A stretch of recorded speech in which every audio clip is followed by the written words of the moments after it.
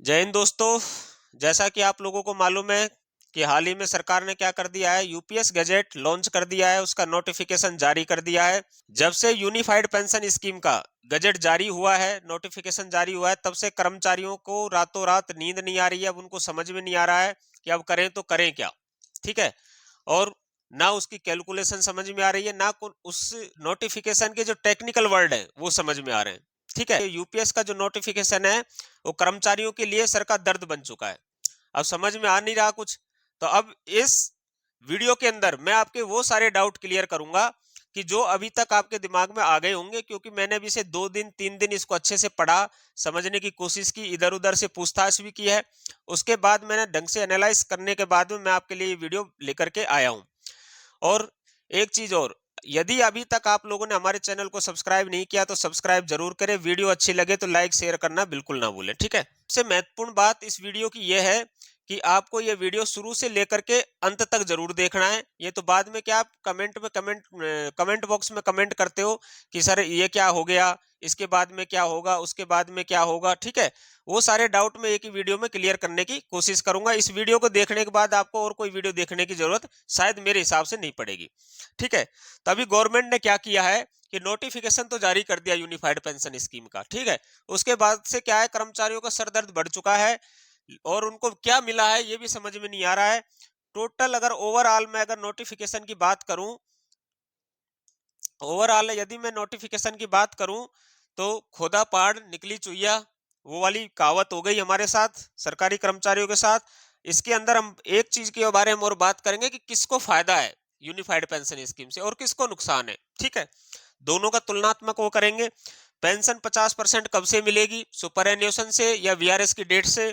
Family pension 60% का प्रावधान कैसे है, लमसम अमाउंट आपको किस प्रकार से मिलेगा। ये तमाम प्रकार के जो आपके डाउट हैं वो सब मैं इस वीडियो में क्लियर करने वाला हूं। तो अब वीडियो में हम बढ़ते हैं आगे। सबसे पहले मैंने इसके अंदर जो खामियां मुझे नजर आई यूपीएस के अंदर उनको फाइंड आउट करने की कोशिश की है। तो उनमें सबसे पहली है हमारी यानी वॉलेंटियर रिटायरमेंट की जो यानी कि सेवा अवधि है वो यानी कि 25 वर्ष रखी गई है, जबकि कर्मचारियों को उम्मीद थी कि सरकार है जो 25 वर्ष को घटा करके 20 वर्ष शायद कर सकती है। ठीक है।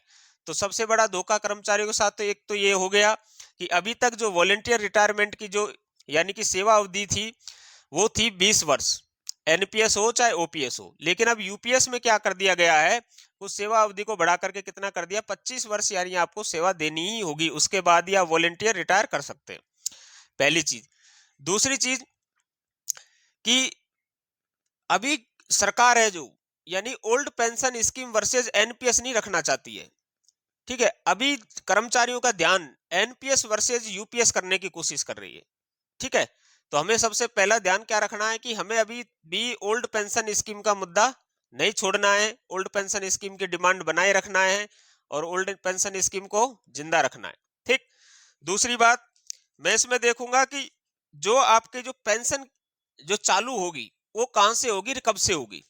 देखो मोटा मोटी 5-6 चीजें मैं शुरू में यहां पर बता देता हूं कि जो आपको वीआरएस जो आप लोग हैं 25 वर्ष के पश्चात आपको पेंशन कब से शुरू होगी। इसके अंदर जो पेंशन का प्रावधान रखा गया है वो रखा गया है at the time of superannuation, at the time of superannuation. अब सर ये सुपर एन्युएशन क्या है, ये भी एक टेक्निकल वर्ड है। ठीक है। सुपर एन्युएशन होता है जब कर्मचारी की उम्र कितनी हो जाएगी, 60 वर्ष हो जाएगी। ठीक है। दूसरी खामी। तीसरी खामी इसके अंदर क्या है कि यानी कि 25 साल सेवा करने के बाद में जो पेंशन की जो राशि रखी गई है वो भी लास्ट बेसिक का 50% नहीं रखी गई। इसमें भी थोड़ी बहुत कंजूसी सरकार है जो कर गई। इसमें क्या करेगी अभी सरकार है जो पिछले 12 माह का जो वेतन है उसका एवरेज लेगी। इसके अंदर 12 माह का एवरेज का क्या लेगी, वेतन का क्या लेगी, एवरेज लेगी। ठीक है। अब इसमें हम ये भी देखेंगे 12 माह का एवरेज किस प्रकार से निकाला जाएगा एग्जाम्पल के माध्यम से। 3 कमियां हो गई। चौथी देखो एवरेज, हाँ अब इसमें मैं एक चीज बताना भूल गया कि जब एवरेज लेंगे तो वहां भी आपको 1000-2000 रुपए का फर्क हर महीने देखने को आपकी पेंशन के अंदर मिलेगा। तीसरी बात हो गई। चौथी बात,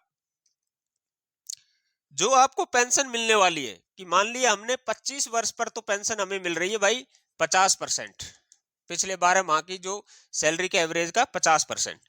लेकिन 25 साल से पहले यानी कि 10 साल से अधिक और 25 साल से कम पर यदि किसी कर्मचारी की सर्विस है तो उसको क्या मिलेगा, उसको मिलेगा अनुपातिक पेंशन। ठीक है, अनुपातिक मतलब सर्विस अवधि के अनुसार आपको क्या मिलेगी, पेंशन मिलेगी, 50% फिक्स नहीं है। यदि कोई व्यक्ति 15 साल यदि सर्विस कर रहा है तो उसको 30% मिलेगा बेसिक का। ठीक है, इसको बोलते हैं अनुपातिक पेंशन। ठीक, अब एक खामी तो ये हो गई कि भाई 10 से 25 तक भी आपने इसके अंदर कुछ ऐसा नहीं रखा कि कर्मचारी एश्योर्ड रहे कि भाई हमको 50% तो मिलेगी। दूसरी चीज कि 25 साल से ज्यादा जितनी भी आप सर्विस करोगे तब भी आपको वही पिछले 12 माह के बेसिक का क्या मिलेगा, बेसिक प्लस डीए का एवरेज का यानी 50% मिलेगा। तो भाई 25 जब आपने यहाँ पर रख दिया है कि 25 वर्ष पर तो हम दे रहे हैं 50% पेंशन और 25 से पहले हम दे रहे हैं अनुपातिक, तो यहाँ भी आप ऐसा करो ना भाई 50% से अधिक दो, कम से कम 70-80% दो आप। ठीक है, तो एक तो ये मुद्दा हो गया। ठीक है, ये भी छोटा मुद्दा है, इसको हम इसके अंदर काउंट नहीं करेंगे, लेकिन फिर भी है, कमी है, खामी हम इसको बोल सकते हैं, मुद्दा नहीं बोल सकते। फिर तो अभी आप इसमें आपने देखा, अब ये भी एक प्रकार की क्या है, खामी है। पांचवी चीज हम देखेंगे कॉर्पस, जो एम्प्लॉय का जो कॉर्पस है उसका क्या होगा। मेन चीज क्या है, एम्प्लॉय का कॉर्पस। एम्प्लॉय का जो कॉर्पस है उसको क्या कर लेगी सरकार, है जो लॉर्ड डलहौजी की हड़प नीति के जैसे हड़प लेगी, आपको कॉर्पस है जो नहीं मिलेगा। ठीक है, एक गवर्नर जनरल हुआ करता था अंग्रेजी हुकूमत में, कौन था, लॉर्ड डलहौजी। यानी कि जिस किसी राजा का यानी कौन नहीं होता था, उत्तराधिकारी नहीं होता था, तो उसका क्या राज्य को हड़प नीति के तहत किस में मिला लिया जाता था, अंग्रेजी हुकूमत के अंदर उसको मिला लिया जाता था। उसी प्रकार से एम्प्लॉय का जो कंट्रीब्यूशन है वो भी क्या करेगी सरकार, है जो अपने पास ही रख लेगी, या जिस पर्पस को भी, वो भी आपको ब्याज सहित छोड़िए, आपका बिना ब्याज के भी पैसा है जो नहीं मिलेगा।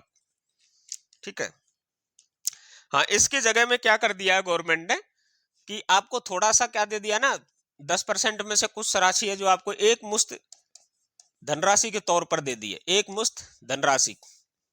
अब सर ये एक मुश्त धनराशि कैसे निकलेगी, तो आगे हम वीडियो में चर्चा करेंगे कि एक मुश्त धनराशि है जो किस प्रकार से हम निकालेंगे। तो ये भी एक प्रकार की क्या है, गवर्नमेंट की खामी है।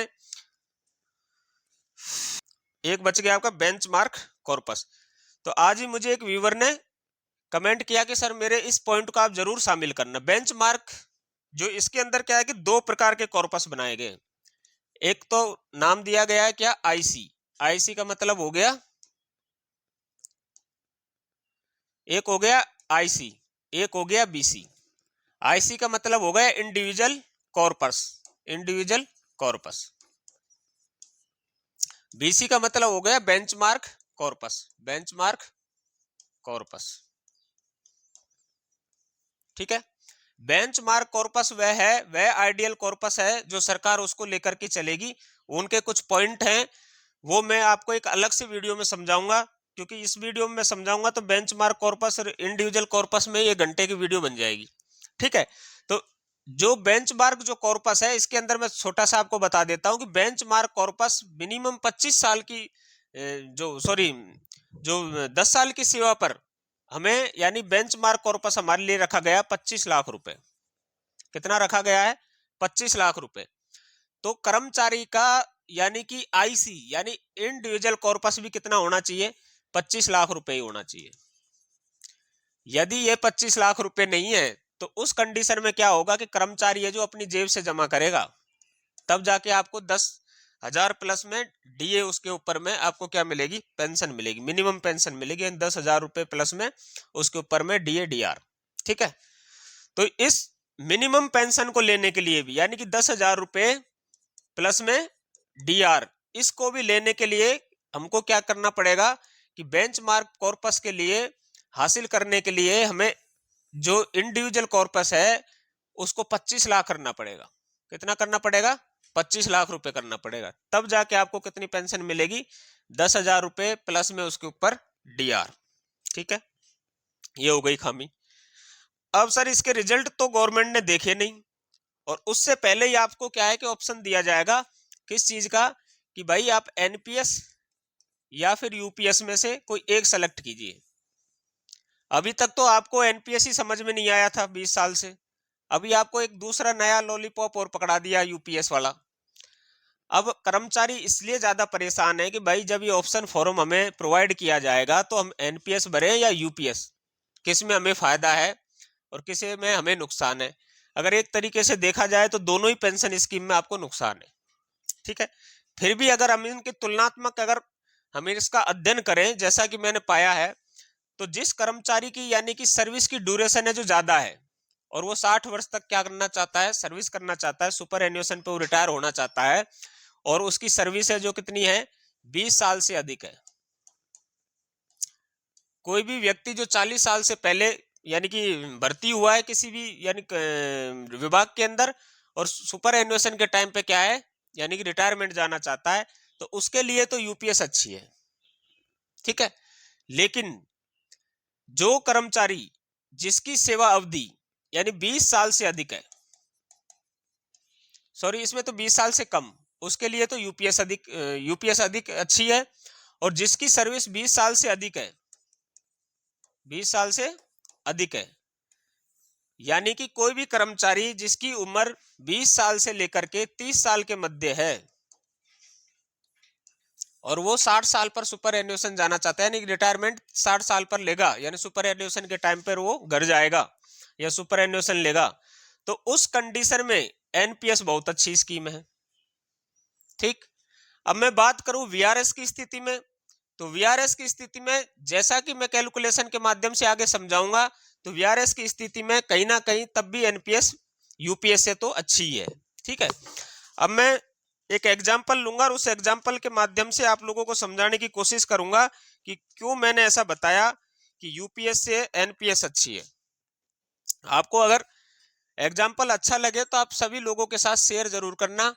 ये सारी जो कैलकुलेशन है वो मैंने अभी हाल ही में जो हमारे कुछ कर्मचारी लोग हैं वो अभी यानी वीआरएस गए 20 साल सर्विस करने के बाद में, यानी 2024 के अंदर, तो उनका मैं एग्जांपल लूंगा। मेरे पास उनके कुछ लेटर्स पड़े हुए हैं जो उनका पे आउट जो निकला था वो हम सबसे पहले देखेंगे यहाँ पर, फिर उसके बाद वीडियो में आगे बढ़ेंगे, ठीक है। देखो एनपीएस और यूपीएस की कैलकुलेशन से पहले हम क्या करते हैं, हम उससे पहले एक बार मैं आपको एक मुश्त धनराशि आपको यूपीएस के अंदर किस प्रकार से मिलेगी उसका फॉर्मूला क्या है, पहले वो फॉर्मूला आपको मैं बता देता हूं। ये तो फिर आप बीच बीच में यानी कि कमेंट भी करोगे कि सर वो बताया नहीं, ठीक है। तो एक मुश्त जो धनराशि का जो फॉर्मूला है यूपीएस के अंदर, एक मुश्त धनराशि उसका फॉर्मूला क्या है, ठीक है।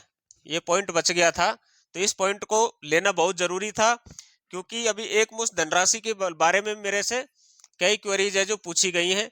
तो इसके अंदर क्या होगा कि मैं आपको यहाँ पे बता देता हूं कि जो लास्ट बेसिक जो है आपका, लास्ट बेसिक प्लस में डीए, ठीक है, लास्ट बेसिक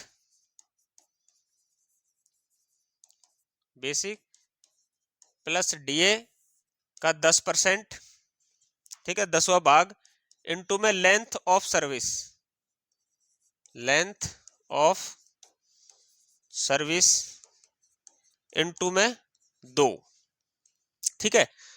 तो अब ये इसका फॉर्मूला है। अब ये फॉर्मूला अप्लाई कैसे होगा, मान लीजिए कि जो मैं आगे जो आने वाले उसमें मैंने एग्जांपल लिया है 42,800 का बेसिक पे लिया है मैंने, तो 42,800, ठीक है, प्लस उसके ऊपर में क्या ले रहा हूं मैं, डीए यानी कि 53%, 53% हम क्या लेंगे इसके अंदर, डीए लेंगे। तो ये टोटल जो यानी कि इनका जो यानी बेसिक प्लस जो डीए है वो टोटल कितना हो जाएगा, वो कैलकुलेशन करके मैंने रखी हुई है पहले से, वो हो जाएगा 65,484 रुपए, ठीक है। इसका 10वां भाग लेना है, यानी 65,400 का 10वां भाग इनटू में लेंथ ऑफ सर्विस। मैं मान लेता हूं उन्होंने 20 साल सर्विस की है, तो लेंथ ऑफ सर्विस कितनी हो जाएगी, 20 वर्ष, 20 वर्ष सर्विस करने के बाद क्या हुए, रिटायर हुए। तो इसमें कितने 6 महीने होते हैं, एक साल में 2 6 महीने होते हैं, तो 20 वर्ष को 2 से क्या कर देना है, गुणा कर देना है। तो इससे क्या होगा, आपकी एक मुश्त धनराशि निकल करके आ जाएगी। इसको सोल्व करोगे तो 0 से 0 यानी 6540 इंटू में कितना कर देना है, 40, 6540 इंटू में 40 कर दोगे तो धनराशि है जो निकल करके आपके सामने आ जाएगी, यानी 0 2 0 4 16 5 चौक 20 और 1 21 6 चौके 24 और 1 25, यानी 2,51,600 रुपये यदि वह यूपीएस से रिटायर करता तो एक मुश्त धनराशि मिलती, लेकिन अभी उनको कितनी मिली है? 5,42,000 रुपये मिली है।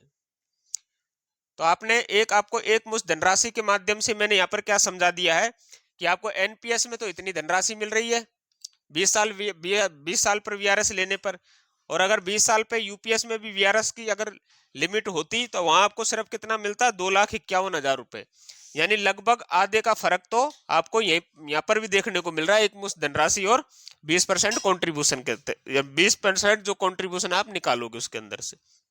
ठीक है, तो ये हो गया एक मुश्त धनराशि का फॉर्मूला। आप इसको लिख सकते हैं last basic plus DA upon में 10 गुणा में लेंथ ऑफ सर्विस इनटू में 2। ठीक है, फिर अब हम चलते हैं कैलकुलेशन की तरफ। इसी फॉर्मूले को यानी इसी बेसिक और उसको किसको लेंगे हम? डीए को, उसमें आधार माना हमने एनपीएस और यूपीएस के कंपैरिजन को लेकर के। ठीक है, तो चलो हम बढ़ते हैं वीडियो में आगे।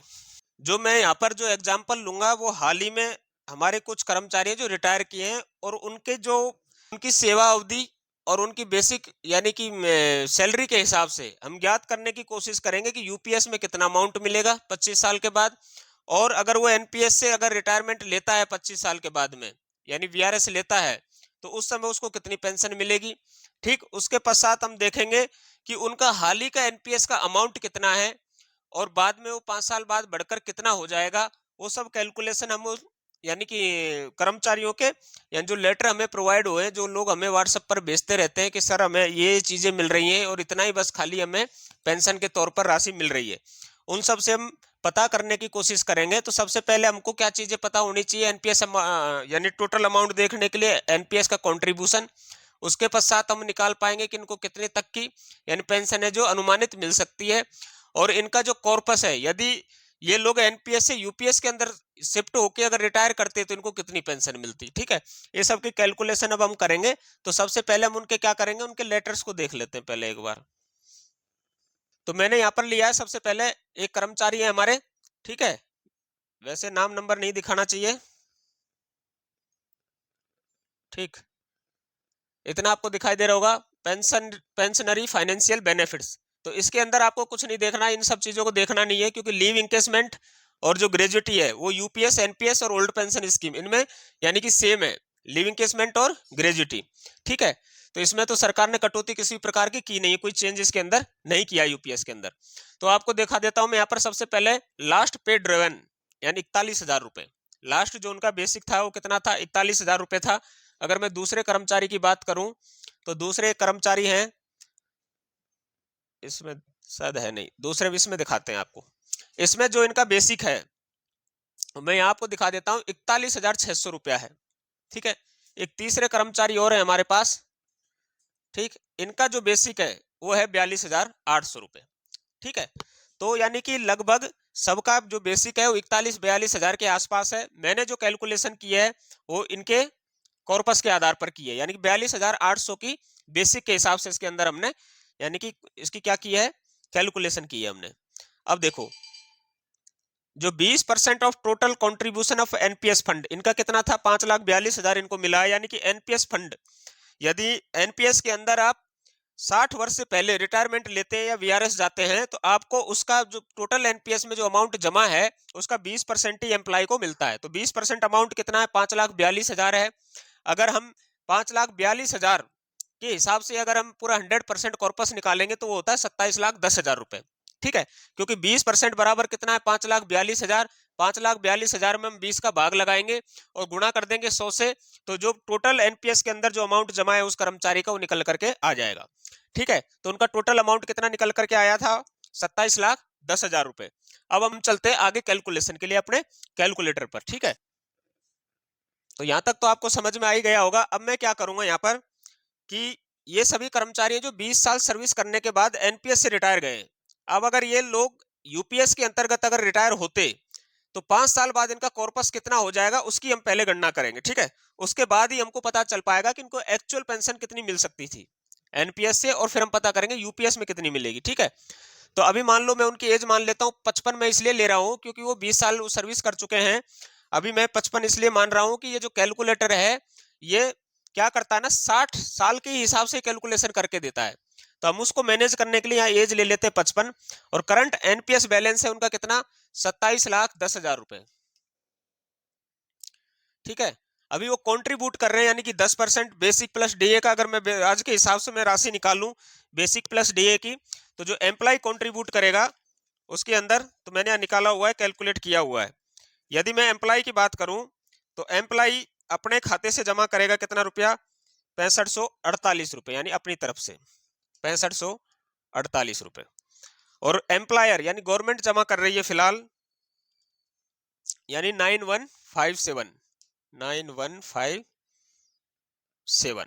ठीक है, इंक्रीज कंट्रीब्यूशन एवरी ईयर हम रखेंगे 10% का, क्योंकि 2 डीए और एक इंक्रीमेंट से 10% राशि तो बढ़ी जाती है। तो मैं रुपीज को चेंज कर देता हूं परसेंटेज में। एक्सपेक्टेड रिटर्न हम यहाँ रख लेते हैं 10% का, जो कि 9-10% एनपीएस है जो देता है। अब देखो, मैंने इस 60 वर्ष की वजह से वहां पर कितना लिया था, एज 55 लिया था, लेकिन अभी क्या है 25 साल की यहाँ कैलकुलेट होकर के आ जाएगी धनराशि। अभी देखो, यदि वह कर्मचारी अभी उसके पास एनपीएस अकाउंट में 27,10,000 जमा है और 5 साल तक और वो रेगुलर यानी कि कंट्रीब्यूट कर रहा है, तो उसका टोटल अमाउंट हो जाएगा एट ए रिटायरमेंट यानी वीआरएस एंड यूपीएस के हिसाब से 58,18,832 रुपया। मैं उसके हिसाब से बता रहा हूँ कि 25 साल यूपीएस की रखी गई है मिनिमम वीआरएस। ठीक है, तो अब कर्मचारी का कितना हो गया, वो अमाउंट बढ़ करके वो हो गया 58,18,832 रुपए। ठीक है, जो आपको स्क्रीन पर दिखाई दे रहा होगा। ठीक, इसके बाद में हम निकालेंगे क्या, कि इस हिसाब से एम्प्लॉय को कितनी पेंशन है जो यानी कि उसकी बनेगी एम्प्लॉय की। अगर मैं यहां पर बात करूं एम्प्लॉय की पेंशन की, तो देखो मैं करूंगा आप पेंशन पर क्लिक, और विड्रॉल परसेंटेज करूंगा मैं 20, और जो 6% का हम यहाँ पर क्या लेकर चलेंगे, इंटरेस्ट रेट लेकर चलेंगे एन्युटी पर। जो 80% के हम क्या खरीदेंगे, एन्युटी खरीदेंगे। तो यहाँ राशि निकल कर आ गई कि आपने जो विड्रॉल अमाउंट है एक मुश्त तो आपको मिल जाएगा एनपीएस से, जब 20% धनराशि निकालोगे वो कितना मिल जाएगा, यानी कि 11,63,000 रुपए। और मंथली जो पेंशन मिल जाएगी हमें कितनी, 23,275 रुपए। किसके अकॉर्डिंग, एनपीएस के अकॉर्डिंग। ठीक, यानी इतना तो मिल गया उनको, एक मुश्त धनराशि यानी 11,63,000, और 23,275 रुपए उसको क्या मिल जाएगी, यानी कि पेंशन मिल जाएगी उसको। ये कब मिल रही है, एनपीएस में 25 साल सर्विस करने के बाद वीआरएस लेने पर। अब आप इस डाटा को क्या रखना, याद रखना। अगर वही कर्मचारी इसी हिसाब से यानी कि सेम यानी कि यही कर्मचारी अगर यूपीएस के अंदर मान लीजिए कि रिटायरमेंट जाता, तो उसको कितनी पेंशन मिलती, उसके पेंशन की हम गणना करेंगे तो कैसे करेंगे, अब मैं यहाँ थोड़ा सा आपको समझा देता हूँ। एक तो जो इनका जो टोटल अमाउंट हुआ था, वो टोटल अमाउंट कितना हुआ था, यानी 58,18,000 रुपए। देखो कितना हुआ था उनका टोटल अमाउंट, 58,18,000 रुपए। तो इसको गवर्नमेंट क्या करती, यूपीएस से कर्मचारी जाता तो गवर्नमेंट क्या करती, 58,18,000 रुपए को क्या करती, अपने पास रखती, पहली चीज। दूसरी चीज, जो वहां पर पेंशन हमें मिल रही थी कुछ कर्मचारी को 23,000 कितने रुपए, 274 रुपए, यानी 23,274 रुपए जो हमें एनपीएस से जो पेंशन मिल रही है वो भी अभी गवर्नमेंट अपने पास ही रखती, वो आपको नहीं देती। और 58 लाख रुपए तो आपका जमा कर ही रखे हैं उसने। अब मैं यहाँ पर अगर देखूं कि जो ये 58 लाख रुपए जो गवर्नमेंट ने जमा कर रखे हैं, ठीक है, अगर गवर्नमेंट 15 साल भी अगर इसको रख लेती है इस पैसे को, मैं मान लेता हूँ वो कर्मचारी 20 साल की उम्र में वो भर्ती हुआ। ज्यादातर मैंने इसमें एग्जांपल लिया पैरामिलिट्री का, तो अमूमन जितने कर्मचारी हैं ज्यादातर पैरामिलिट्री के अंदर 20 ईयर्स में भर्ती हो जाते हैं। तो ये 25 साल में कितने की एज का हो जाएगा, 45 ईयर्स का हो जाएगा। जब वो 45 ईयर्स का हो जाएगा तो यूपीएस के तहत इसको पेंशन कब मिलेगी, 60 साल की उम्र पर मिलेगी, यानी कि अभी 15 साल गवर्नमेंट अपने पास में इस पैसे को रखेगी। अगर गवर्नमेंट 15 साल सॉरी अगर इस पैसे को रखेगी, तो अब हम कैलकुलेशन करेंगे कि 15 साल बाद ये पैसा है जो कितना हो जाएगा, पहले चीज ये करेंगे हम। ठीक है, तो अभी मैं एक बार फिर से कैलकुलेटर पर चलूंगा इसी पर। ठीक, वीडियो थोड़ी लंबी हो रही है लेकिन आपको ये वीडियो देखना बहुत जरूरी है।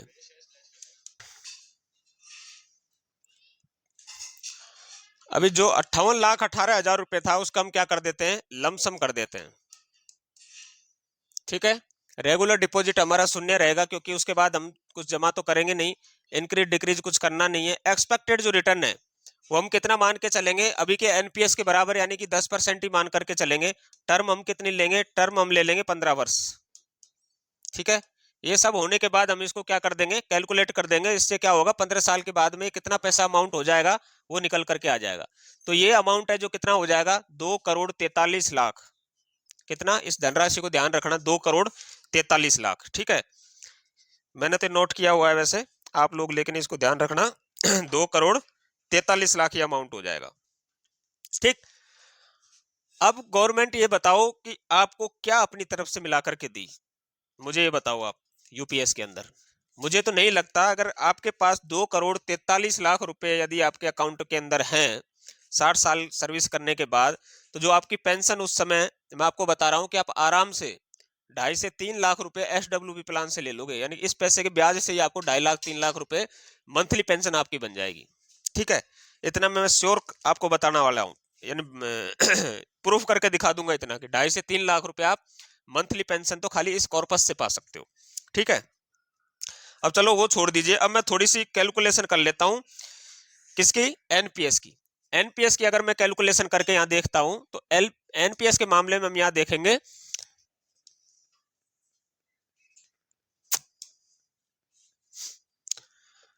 अब यहां पर आप देखना, हमें क्या है कि 58,18,000 रुपए हमारा एनपीएस अकाउंट में टोटल पैसा हुआ था। अगर उसमें से 20% हमें गवर्नमेंट वापस कर देती है तो कितना हो जाएगा, 11,63,747 रुपया में क्या मिल रहा था, यानी एक मुश्त मिल रहा था 20% राशि के तौर पर एनपीएस के अंदर।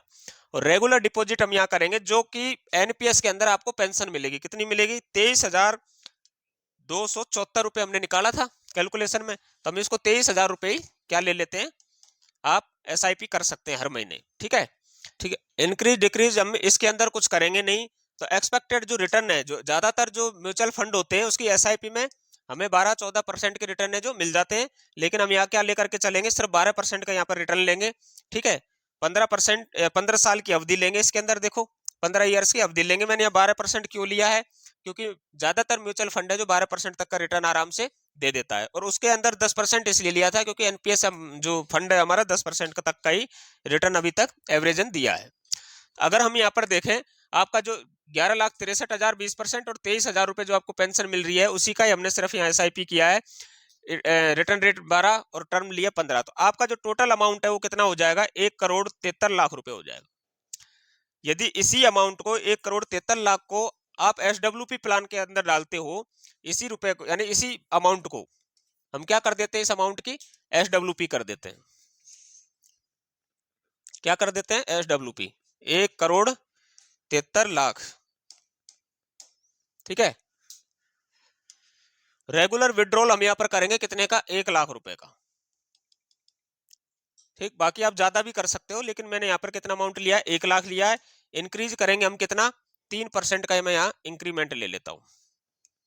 ठीक, एक्सपेक्टेड जो रिटर्न है वो हम कितना मान लेते हैं यहाँ पर, एक्सपेक्टेड रिटर्न में यहाँ मान लेता हूँ 12%।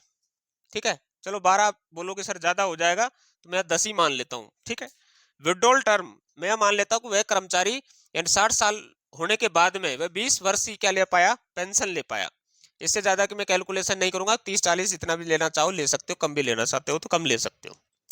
तो यहाँ आप देखोगे कि एसडब्ल्यूपी प्लान से आपको 1,00,000 रुपया पर मंथ में पेंशन भी दिलवाया, और टोटल आपने जो लमसम जमा किया था वो कितना था, 1,73,00,000। और यहाँ पर आपको देखने को मिलेगा कि आपका जो फाइनल बैलेंस है ना, अभी भी 2,74,00,000 रुपया आपका बचा हुआ है। और अभी तक आपको 3,22,00,000 तक, 22,44,000 रुपए के आपने पेंशन भी से प्राप्त कर लिए, कितनी, 1,00,000 रुपए के रूप में। ठीक है, तो अब आपको क्या लगा कि सर एनपीएस अच्छा है या यूपीएस, पहली बात तो मैं अब यहीं पे आपको कंक्लूजन निकाल देता हूं, क्योंकि वीडियो काफी लंबी हो गई है, आप लोग भी वीडियो को देख करके बोर हो गए होंगे। अब देखो कंक्लूजन में यहाँ पर लास्ट कंक्लूजन अगर मैं यहाँ निकालू लास्ट में, तो 1,00,000 रुपया आपको क्या मिल रही है, यहाँ पर पेंशन भी मिल रही है एनपीएससी। ठीक है, और जो आपका अमाउंट है वो भी कितना हो गया है, 2 करोड़, कितना था इसमें, 2 करोड़ जितना भी हो, 44 लाख जितना भी हुआ हो, ठीक है, वो देख लेना आप, मैंने वीडियो पीछे बैक करके देख लेना, इतना अमाउंट भी आपको मिलेगा। ठीक, उसके बाद में आपका जो 80% जो धनराशि जो बच गई थी वो आपकी नॉमिनी को मिलेगी आफ्टर डेथ। यार आपकी नॉमिनी को भी नहीं मिलेगी, मान लेते हैं कि वो भी डेथ कर जाती है, तो उस कंडीशन में क्या होगा, आपके बच्चों को मिल जाएगी। यानी आपके बच्चों को ये 80% जो पैसा आपका जमा रह जाएगा वो भी आपके बच्चों को मिल जाएगा। और साथ ही साथ इतना अमाउंट भी आप अपने बच्चों के लिए छोड़ के जाओगे, 1 लाख रुपया पेंशन आप 20 साल तक पर मंथ पाओगे। ये किसकी कैलकुलेशन से? एनपीएस की से।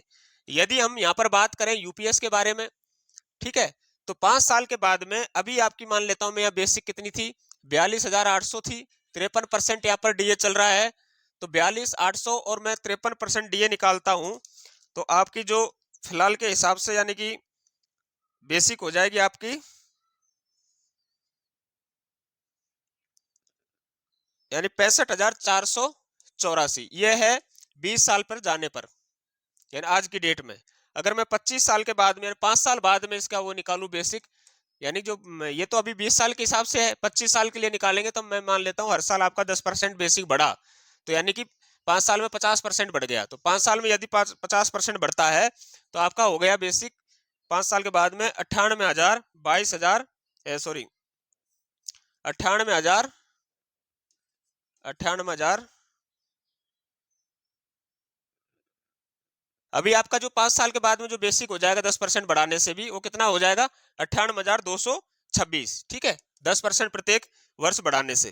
ठीक है, तो 98,226 रुपए में मान लेता हूं आपका बेसिक उस समय हो जाएगा। तो 60 साल के बाद में आपको जो पेंशन मिलेगी तो वो कितनी मिलेगी? इसका आप मान लो सीधा सीधा 50% मान लो आप, यानी बेसिक प्लस डीएस में सारा मैंने इंक्लूड कर लिया 25 साल की सेवा पे, तो ये होगा लगभग 49,000 रुपए। आप इसको पूरा 50 ही ले लो, 49 में नहीं, हमने 1,000 और बढ़ा दिया। ठीक है, ये लो 50,000 रुपए ही पेंशन आपको कब मिलेगी? यानी 15 साल इंतजार करने के बाद में। और एनपीएस में कब मिल रही है आपको? 1 लाख रुपया 15 साल जब आप इंतजार कर लोगे, अपना कॉर्पस आप बना लोगे, तब भी आपको इससे दुगनी क्या मिल रही है? धनराशि पेंशन के तौर पर मिल रही है। लेकिन मिलेगी कैसे? उसके लिए थोड़ा सा आपको दिमाग यूज करना पड़ेगा। अगर आप वो दिमाग भी यूज नहीं करना चाहते हो तो आप कुछ नहीं करना है, जो 11-12 लाख रुपया जो आपका 20% मिला है वो आप एक मुश्त करके छोड़ दीजिए। जितना भी 15 साल में 11-12 लाख रुपया, यदि 12% का इंटरेस्ट रेट आपको मिल जाता है तो वही 11-12 लाख रुपए जो 50-60 लाख रुपए बन जाएगा। ठीक है, तो 60 लाख रुपए में भी आप क्या कर सकते हैं, यानी उसमें से 30,000 रुपए के लगभग आप है जो उसके अंदर से निकाल सकते हैं। तब भी आपको इस पेंशन स्कीम से, यूपीएस से भी ज्यादा, तब भी आपको यानी कि पेंशन है जो इस प्रकार से मिल सकती है। ठीक है, तो इस प्रकार आपने यहाँ पर देख लिया कि लंबी उम्र में यूपीएस, लंबी सेवा में यूपीएस और एनपीएस में से कौन सी पेंशन स्कीम अच्छी है। ये तो मैंने वीआरएस के हिसाब से निकाला, आप पूरी सर्विस की कैलकुलेशन कर सकते हैं उस कैलकुलेटर के माध्यम से, राशियों का अपना यानी कि घटा बढ़ा करके। तो ये तो थी आज की वीडियो यूपीएस और एनपीएस को लेकर के। आप बोलोगे तो इसके लिए पूरी कैलकुलेशन के लिए सेपरेट वीडियो में बना दूंगा, तो आपको इतना समय खराब होगा नहीं, इतनी कैलकुलेशन देखने की भी एक अलग से वीडियो बना दूंगा इसके लिए। ठीक है, तो आपको ये कैलकुलेशन कैसी लगी और साथ में जो हमने खामियां बताई थी इस पेंशन स्कीम की, वो आप लोगों को कैसी लगी? आप नीचे कमेंट बॉक्स में कमेंट जरूर करना। यदि फिर भी आपका कोई क्वेश्चन छूट गया हो तो वो हमें कमेंट में आप पूछ सकते हैं, मैं आपके सवाल के जवाब देने की कोशिश जरूर करूंगा। ठीक है, यदि वीडियो अच्छी लगी हो तो वीडियो को लाइक और चैनल को सब्सक्राइब करना बिल्कुल नहीं भूलना है, और साथ के साथ में अपने दोस्तों को अधिक से अधिक इस वीडियो को शेयर जरूर करें। ठीक है, जिससे उन लोगों को भी मालूम चल सके कि भाई यूपीएस और एनपीएस में से कौन सी पेंशन स्कीम अच्छी है, और क्या हमारे साथ गवर्नमेंट ने कहीं छलावा तो नहीं कर दिया यूपीएस को लॉन्च करके। ठीक है, तो इन्हीं शब्दों के साथ मैं आप लोगों से लेता हूं विदा। जय हिंद, जय भारत।